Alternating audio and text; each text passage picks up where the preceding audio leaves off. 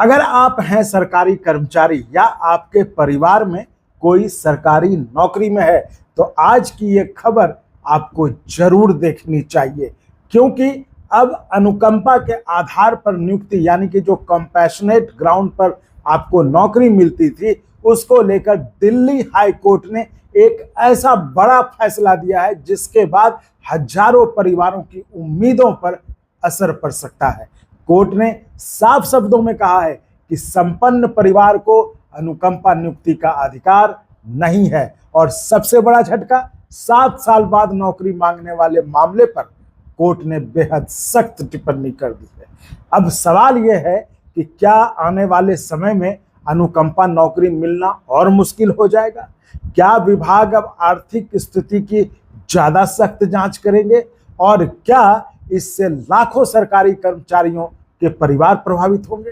तो आज पूरी सच्चाई, पूरा मामला और कोर्ट की बड़ी टिप्पणी विस्तार से बताएंगे आज के इस वीडियो में। लेकिन उससे पहले आपसे एक अपील। साथियों, अंगवानी सिर्फ एक यूट्यूब चैनल नहीं है, बल्कि सरकारी कर्मचारियों और पेंशनर्स की आवाज है। हम लगातार आपके अधिकारों, आपकी खबरों और आपके मुद्दों को उठाते रहें। अगर आप चाहते हैं कि कर्मचारियों की ये आवाज और मजबूत बने तो चैनल मेंबरशिप जरूर ज्वाइन करें, और जो साथी लंबे समय तक सहयोग करना चाहते हैं तो वो एनुअल मेंबरशिप लेकर अंगवानी परिवार का हिस्सा बन सकते हैं। मेंबरशिप और सपोर्ट की पूरी जानकारी वीडियो के डिस्क्रिप्शन में दी गई है। साथियों, आपका छोटा सा सहयोग कर्मचारियों के इस आवाज को बहुत बड़ी ताकत देगा। तो चलिए अब शुरू करते हैं आज की सबसे बड़ी खबर, और आप देख रहे हैं आप कर्मचारियों की आवाज अंगवानी। तो साथियों, दरअसल ये मामला जो है दिल्ली हाई कोर्ट में पहुंचे एक केस से जुड़ा है। एक सरकारी कर्मचारी की ड्यूटी के दौरान मौत हो गई थी। इसके बाद उनके बेटे ने अनुकंपा नियुक्ति के लिए आवेदन किया, लेकिन यहाँ सबसे बड़ा सवाल क्या था? परिवार आर्थिक रूप से कमजोर नहीं था, परिवार को नियमित पेंशन मिल रही थी और लाखों रुपए का मुआवजा भी मिल गया था। इतना ही नहीं, नौकरी के लिए आवेदन मौत के कई साल बाद किया गया। तो अब दिल्ली हाई कोर्ट ने इस पूरे मामले पर बेहद महत्वपूर्ण टिप्पणी की है। कोर्ट ने कहा, अनुकंपा नियुक्ति कोई अधिकार नहीं है, यह सिर्फ उन परिवारों के लिए एक राहत की व्यवस्था है जो कर्मचारी की अचानक मृत्यु के बाद आर्थिक संकट में आ जाते हैं। अगर परिवार पहले से आर्थिक रूप से स्थिर है तो उसे सरकारी नौकरी देना संविधान में समान अवसर के सिद्धांत के खिलाफ माना जाएगा।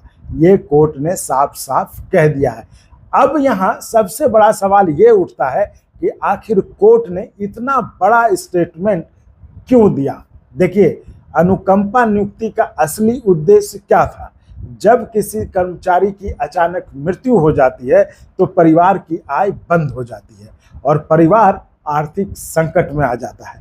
तो ऐसे समय में परिवार को तुरंत सहारा देने के लिए कंपैशनेट ग्राउंड पर अपॉइंटमेंट की व्यवस्था बनाई गई थी। लेकिन कई मामलों में देखा गया कि सालों बाद आवेदन किया जाता है ना, जैसा कि इस मामले में इस मामले में परिवार आर्थिक रूप से मजबूत हो चुका होता है, तब तक फिर भी नौकरी की मांग जारी रहती है।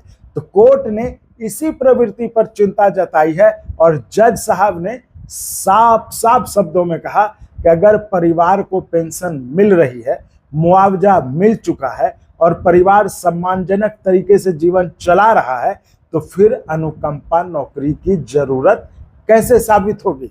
यानी अब आने वाले समय में विभाग आर्थिक स्थिति की जांच और ज्यादा सख्ती से कर सकते हैं। तो अब यह देखना होगा कि इसका जो है प्रभाव किन लोगों पर कैसे पड़ेगा। तो इस फैसले का असर जो है सबसे ज्यादा उन मामलों पर पड़ेगा जहां आवेदन बहुत देर से किया गया हो, जहां परिवार की आर्थिक स्थिति मजबूत मानी जाती हो, जहां पहले से पेंशन और मुआवजा मिल रहा हो। अब जो है विभाग ये देख सकता है कि परिवार की आय कितनी है, बैंक बैलेंस क्या है, पेंशन कितनी मिल रही है और क्या परिवार वास्तव में आर्थिक संकट में है या नहीं। तो यानी सिर्फ कर्मचारी की मृत्यु होना ही अब पर्याप्त आधार नहीं माना जाएगा और यही वजह है कि यह फैसला पूरे सरकारी कर्मचारी वर्ग में चर्चा का विषय बन गया है। हालांकि दूसरी तरफ कई कर्मचारी संगठन हैं जिनका मानना है कि अनुकंपा नियुक्ति को सिर्फ आर्थिक आंकड़ों से नहीं देखा जाना चाहिए, क्योंकि परिवार पर मानसिक, सामाजिक और भविष्य की जिम्मेदारियों का असर पड़ता है। तो अब बड़ा सवाल यही है कि क्या सरकार कंपैशनेट अपॉइंटमेंट के नियमों में बदलाव करेगी? क्या आने वाले समय में नए गाइडलाइंस जारी होंगे? तो आपकी क्या राय है? क्या अनुकंपा नौकरी सिर्फ आर्थिक रूप से कमजोर परिवारों तक सीमित होनी चाहिए या हर सरकारी कर्मचारी के परिवार को यह सुविधा मिलनी चाहिए? तो आप अपनी राय कमेंट करके जरूर बताइए। आपके कमेंट का हमें बेसब्री से इंतजार रहेगा। और साथियों, अगर आप सरकारी कर्मचारियों, पेंशन, ओपीएस, 8 पे कमीशन और कर्मचारी हितों से जुड़ी हर छोटी बड़ी खबर सबसे पहले देखना चाहते हैं तो वीडियो को लाइक, शेयर और चैनल को सब्सक्राइब जरूर करिए और करवाइए। और अंगवानी को मजबूत बनाने के लिए एनुअल मेंबरशिप जरूर ज्वाइन करें और जिसकी जानकारी डिस्क्रिप्शन बॉक्स में है। तो मैं मिलूंगा अगली बड़ी किसी आपके ही मामले के किसी अपडेट के साथ अगले वीडियो में। तब तक के लिए नमस्कार, जय हिंद।